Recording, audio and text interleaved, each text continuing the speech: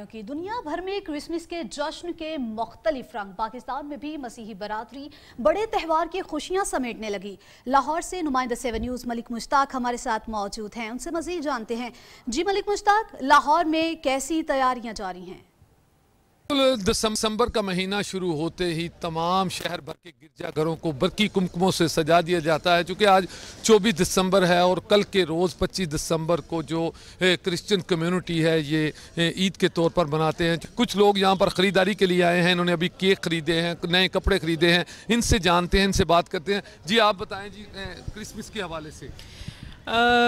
Christmas मतलब हमने तो वैसे बड़ा देखा है, यहाँ पे कुछ इवेंट्स हो रहे हैं अच्छे, और वही हम देखने आए हैं यहाँ लिबर्टी मार्केट में।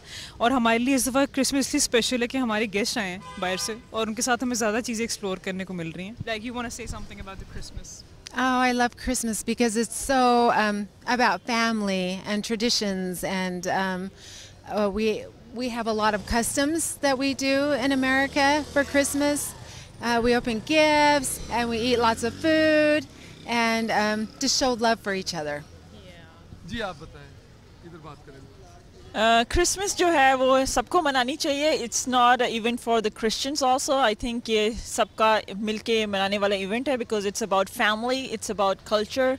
तो सबको अच्छा लगता है जब हम सब मिलके क्रिसमस मनाते हैं।